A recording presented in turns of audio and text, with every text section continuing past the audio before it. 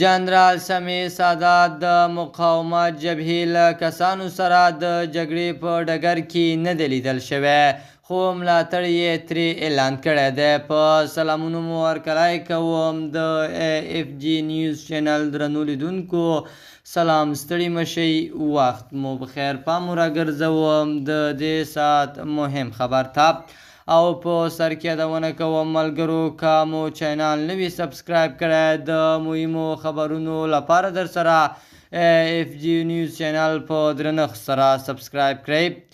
په دې وروستیو کې د کابل د امنیتي پخوانی مسؤل جنرال سمیع سادات په اړه یو شمېر ناسمو خبرونو په حواله رسنیو کې خپاره شوي دي. د ټولنیزو رسنیو یو شمېر کارکوونکو د یو پخواني انځور په خپرولو سره ویلي چې جنرال سمیع سادات د مقاومت جبهې له کسانو سره په تاجکستان کې یوځای شوی دی. د فیسبوک پوسټ ادعا له مخې نوموړی په یو ویډیو کې د مقاومت جبهې له ځواکونو سره لیدل شوی دی.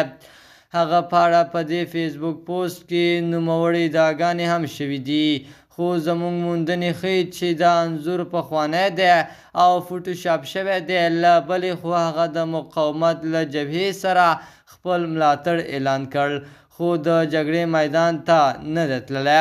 امریکا ځواکونه افغانستان ته نه دي راغلي. هوسا احمدزي په نوم یوې جعلي فیسبوک پاڼې د روان میلادي کال د مارچ په 14 لیکلي جنرال سمیع سادات د جبهې مقاومت ډلې نه جدا شوی دی. د اف جی نیوز چینل درنو لیدونکو، دا و زموږ د دې ساعت چمتو شوی خبر. د نورو تازه او مهمو خبرونو لپاره در سره اف جی نیوز چینل په درنښت سره سبسکرایب کړئ. تر بیا ښې چارې، د الله په امان.